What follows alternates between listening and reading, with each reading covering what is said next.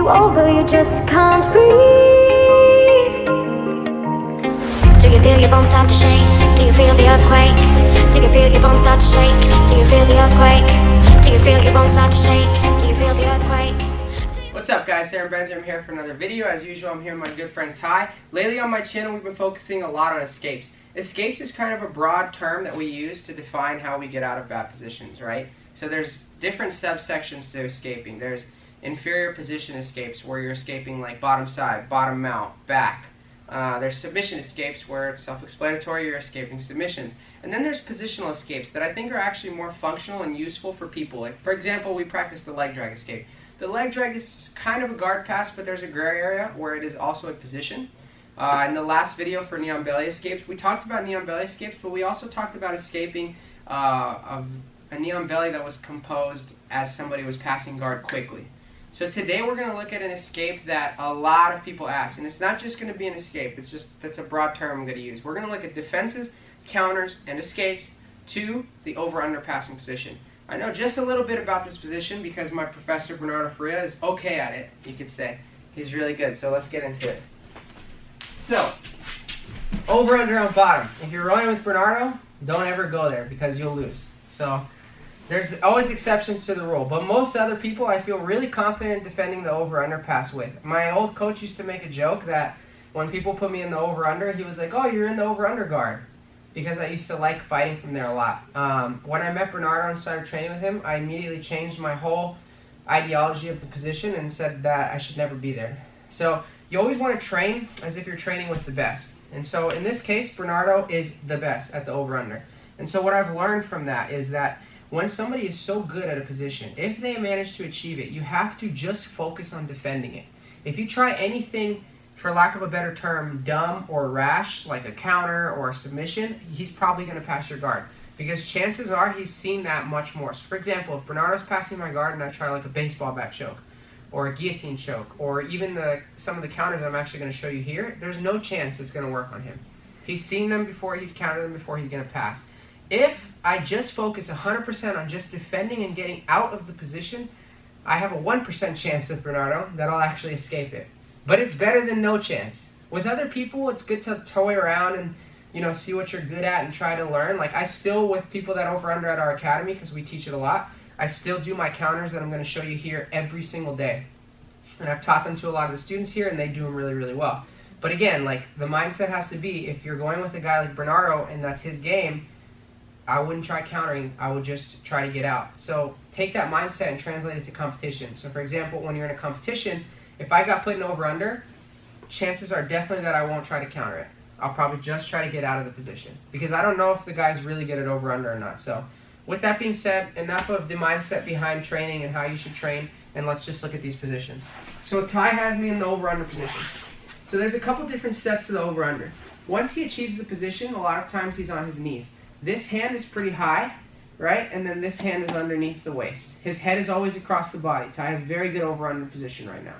So what I have to do, if he's on his knees, I need to take every single opportunity I can to escape.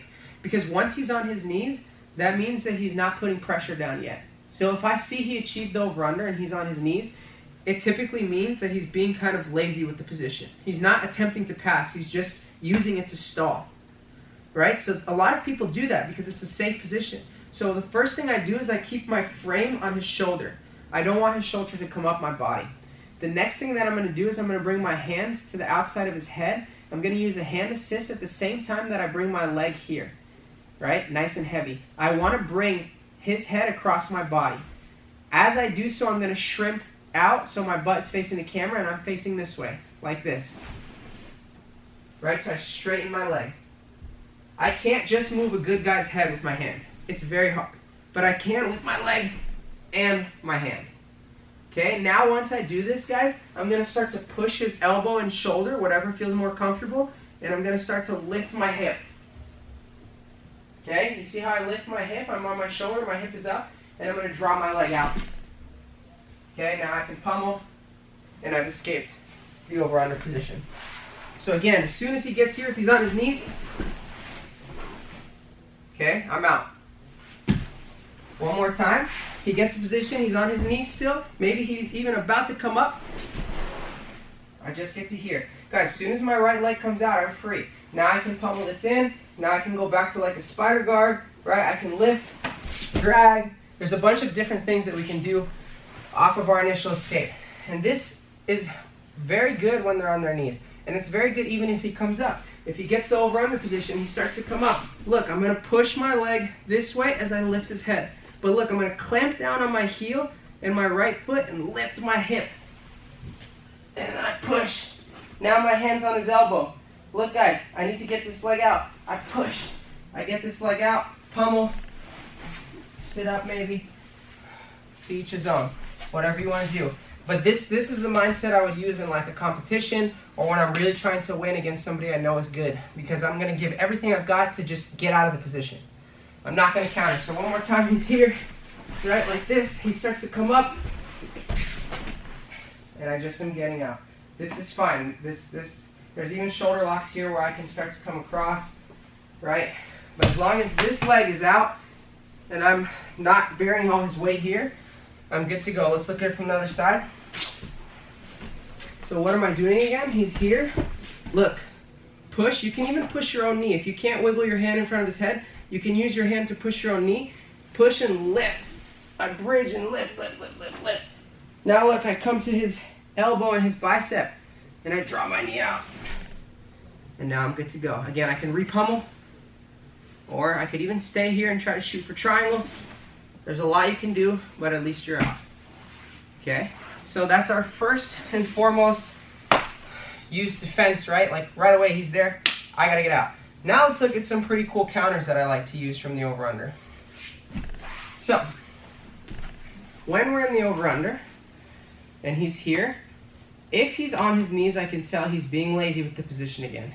So if I'm not rolling competitively and I'm just trying to toy around, this is the counter that, until I actually met and trained with Bernardo, this was the way I defended the over-under, and it worked almost 100% of the time because I hadn't met somebody who was actually really, really good at the over-under. So he would come up on his knees, or his toes, pardon me, and that was my indicator that his weight was forward. Ty's doing the position correctly. Look what I'm going to do. My left hand is going to trap his elbow and open it a little bit. My right hand is going to grab the outside of his knee. That's very important, guys. Now what I'm going to do is a tip. So guys, the tip is a motion that I teach all the time in my classes, and it's something that people really mess up. The way that I'm doing this, guys, is I'm going to use my knee like a wedge on his hip, and I'm going to tip Ty this way. The whole purpose of this is to get onto my left hip. Okay? I want to tip him and get my right leg out. So this is what it's going to look like. Then he comes back into me, I shoot forward, and I get the triangle. That's a realistic application of the tip. So again, I'm here. Some people call it the chair sweep. So he comes up. Okay, I trap his tricep, and I trap the outside of his pants. So I need to tip him this way. So I use this leg. See how I'm starting to move him with just this leg? Now I use a knee assist with my right knee, and I pull his pants. And then I'm going to turn to my hip, and I'll be able to straighten my right leg, like so. Now look, he comes back in. They almost always come back in, and I'm here. So now let's do it real time. So I'm here, he starts to come up, he comes up, and I get my triangle choke position, right? Now I can start to attack the triangle with reverse figure 4 if he tucks this arm, right, like this. We're not going to go over triangle finishes. We'll make some videos on that. But this is still something I use every day, but again, going back to that mindset, if I roll with Bernardo, I've tried the tip 1,000 times and I've never gotten the tip. I'm always honest. I don't sugarcoat things. And I've never seen him get chair swept in my life. Maybe one time in my life. So that's my mindset. But we have literally hundreds of other people that do the over-under, and I can tip them. Black belts too. So to each his own. It's a really good sweep to get the triangle. Ty knows I do this all the time. So I'm here and here. He comes up. I grab the pants, tip, get the leg out, and triangle. So from this tipping motion, there's an overhead sweep that we can use that I often use as well. So he comes forward and we're in the over-under. I grab his pants and we're here. This time the guy's doing the over-under properly and he's a little too high. An indicator that he's a little too high is normally that his shoulder placement is at my chest and not at my sternum and on my stomach. If he's there, I grab his pants and I'm going to bring him over his right shoulder. So I'm going to tip and I'm going to use this as a hook, guys. And I'm going to use my hand on his pants to extend like this.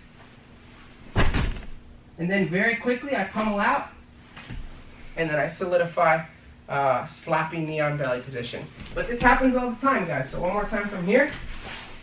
So we're here, he's too far forward. My indicator is this shoulder placement. Look how high his shoulder is. But guys do this all the time. I still grab his elbow. I grab his pants on the outside of the knee, and I bring him this way. Pummel my leg out, heel to butt, hooked outside of the hip, and then I get up. So that's a counter that, believe it or not, I hit every week because people are messing with the over-under and they're too far forward. So our first defense was more of an escape, like abandon the position. We got to get our hips super heavy. We got to frame, we got to push, and we got to draw our right leg out. Our second one is, we're trying to counter with a submission. So he's driving into us. We try to tip and get to that triangle choke. Our third one is his weight is too far forward, and then we tip him overhead. So there's a lot more over-under escapes. If you guys want to see more from this position, I would be more than happy to follow up with some more videos, because there are a lot of guillotine opportunities, Kimura opportunities, and arm drag opportunities, but I never sugarcoat things. Those are not my A game or B game. I just showed you my A game and my B game. But if you want to see some other stuff, I'd be more than happy to show you, because I do like messing around with defending the over-under. As usual, guys, if you like these videos, please like and subscribe. Hit the little notification bell on the side if you want to follow up with the segments. And guys, I'm driving down to Florida. I don't know if by the time I've posted this what day it will be, but I'm driving down from Boston to Florida December 18th to the 26th. So if anybody in the Port St. Lucie, Miami area wants to have a class, workshop, seminar, private lesson, please shoot me a message on Facebook.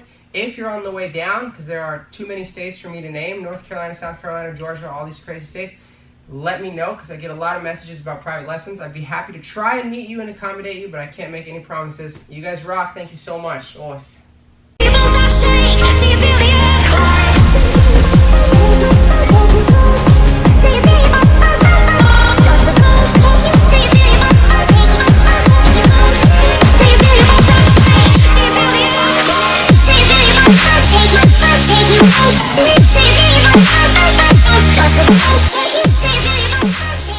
Thanks so much for watching, guys. As usual, if you like this content, don't forget to like, subscribe, and comment.